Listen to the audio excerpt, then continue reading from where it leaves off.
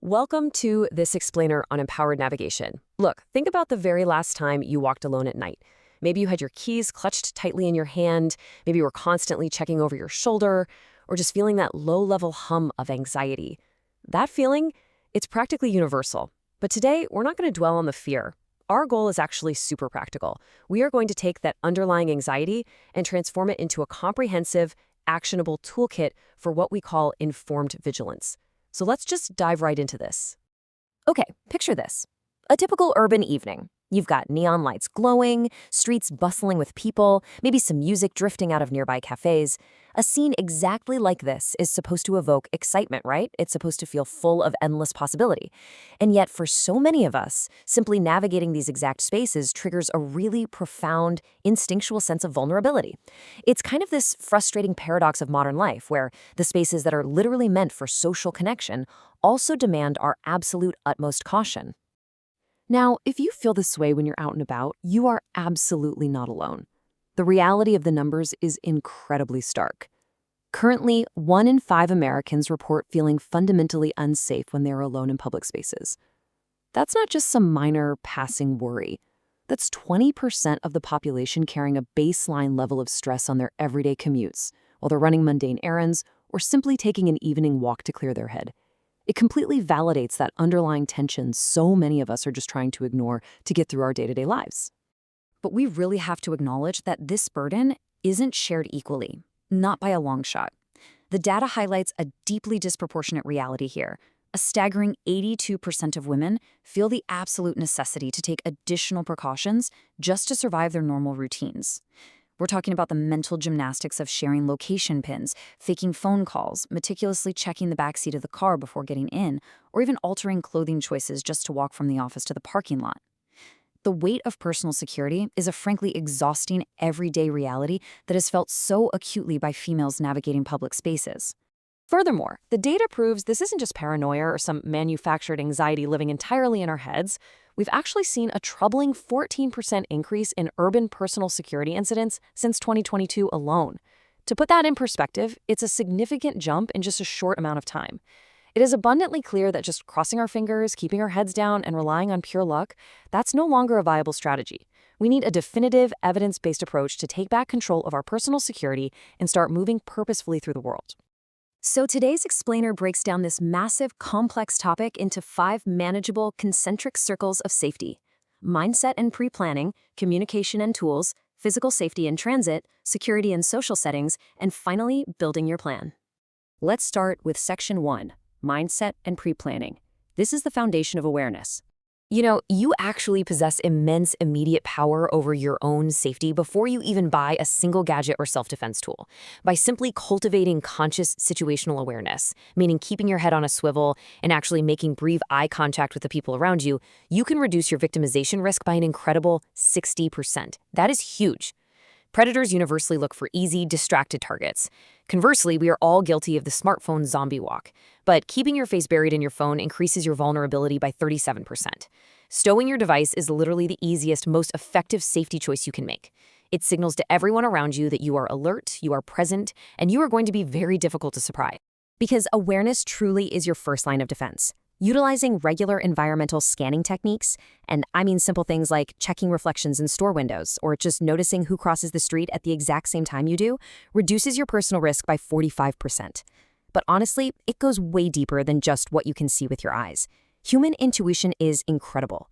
It has evolved over millennia specifically to detect these microscopic shifts in behavior that signal danger.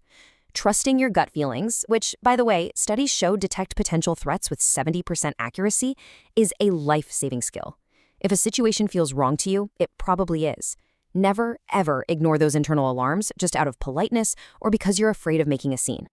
Now, once your awareness is fully dialed in, you need a structured pre-planning methodology. This involves sharing your real-time location with trusted contacts and researching unfamiliar neighborhoods way before you arrive. Crucially, you need to map out what we call safety corridors. These are routes specifically chosen because they have high foot traffic, really good lighting, and open businesses you can pop into if needed. You also absolutely must strategically time your travels. Get this, a massive 78% of crimes happen in totally predictable locations or specific time windows, like late-night transit hubs or deserted parking garages after hours. Actively planning around those variables drastically shrinks your risk profile. Think of this whole process as building a really robust protective framework before your journey even begins. By utilizing tools like Life 360 for location sharing, actively researching areas, and deliberately avoiding those highly predictable danger windows, you are taking complete control of the variables. You are no longer just passively reacting to your environment. You're effectively designing a safer reality for yourself through foresight. And honestly, it gives you this incredible psychological shield of confidence when you step out the door. But it is absolutely crucial to ask yourself at this stage, okay, you've planned your route, you are actively scanning your environment, but what if the environment shifts unexpectedly? If a benign street suddenly turns hostile, do you actually have the mechanisms already in place to quietly and rapidly call for help? That brings us to Section 2, Communication and Tools, creating a technological safety net. Building this technological safety net requires some concrete action on your part today. First, establish a 15-minute check-in protocol with a close friend whenever you're navigating an uncomfortable situation, like a blind date or walking through an unknown neighborhood. If they don't hear from you in 15 minutes, they know exactly when to act. No guessing. Second, configure your smartphone's emergency SOS. Most modern phones actually allow you to tap the power button 5 times to instantly call authorities and ping your location without ever having to unlock the screen. Third, memorize local code words. About 65% of urban bars now recognize ordering an angel shot as a discreet signal to the bartender that you need an escort to your car or a cab called, and they'll do it with no questions asked. Finally, save text to emergency numbers. This is huge. Nearly 89% of cities now offer text to 911 services for terrifying situations where speaking out loud would either reveal your hiding spot or unnecessarily escalate the danger. By solidifying these communication systems with your trusted friends in advance, you're essentially creating an invisible, highly effective web around yourself. If a scenario takes a dark turn, this network bridges the gap between your physical isolation and emergency resources in a matter of mere seconds. Knowing these failsafes are active and ready to go means you are essentially never truly alone, no matter where you are geographically. Moving on to Section 3, Physical Safety and Transit. This is all about moving purposefully through the physical world. Let's look at the hard, fascinating data on physical deterrence. Did you know carrying a 130 decibel personal alarm deters 87% of attempts at assaults? Why is that so effective? Because predators absolutely rely on silence and isolation to get away with it. A piercing sound, which is about as loud as a jet engine at takeoff, instantly destroys their advantage and draws the one thing they hate most, attention. Your body language matters immensely too. Walking with a confident, purposeful stride actually deters 40% of potential threats all on its own, simply because it signals you are alert, you're strong, and you are fully prepared to put up a fight. And on a super practical level, utilizing specialized anti-theft bags that are equipped with hidden zippers, RFID protection, and slash-proof straps, that cuts pickpocketing incidents by incredible 65%. The real secret here is coupling these physical tools with active behavioral changes. For instance, vary your daily walking routes by about 30% to completely avoid becoming a predictable target for someone who might be watching. Always try to walk facing oncoming traffic. This entirely prevents vehicles from creeping up behind you unseen. And keep your hands free.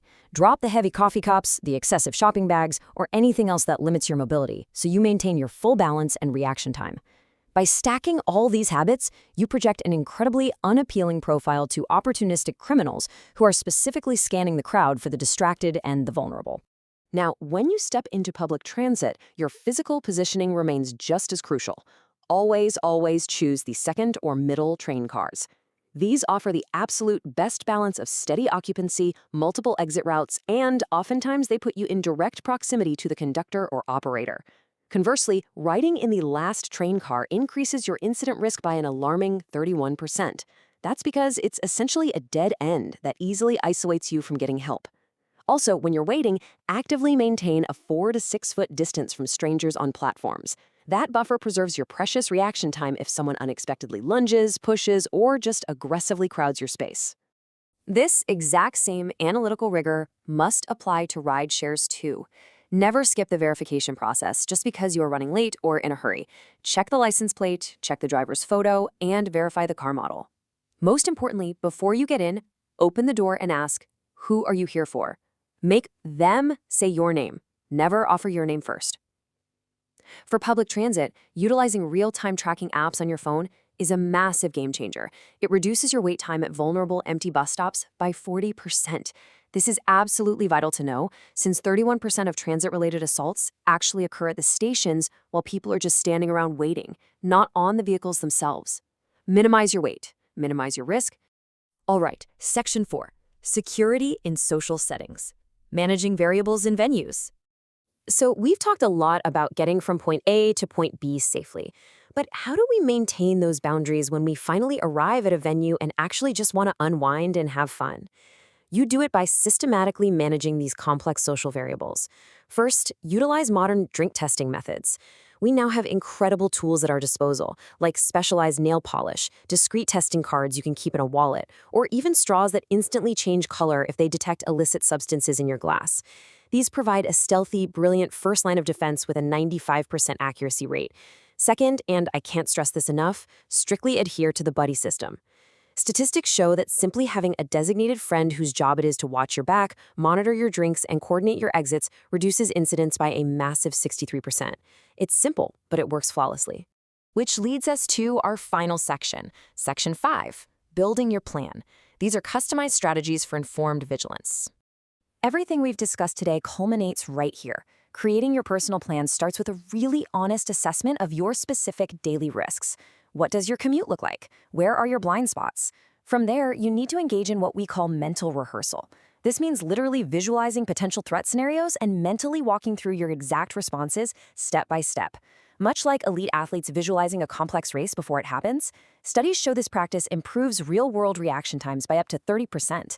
Why? Because it preloads your brain with a definitive action plan, helping you completely bypass that dangerous freeze response we so often experience during a sudden, massive adrenaline dump. You want to balance this internal mental work with local self-defense workshops and continuously update your strategies as your routines evolve over time. You know, the ultimate goal of this explainer isn't to make you paranoid or frightened of the world. Far from it. It's to equip you with a really balanced state of informed vigilance. When you are genuinely prepared, you can actually live much more freely without that constant paralyzing anxiety weighing you down every time you step outside. So I want to leave you with this provocative thought to chew on. Are you actively practicing informed vigilance right now, or are you just leaving your daily personal security to chance?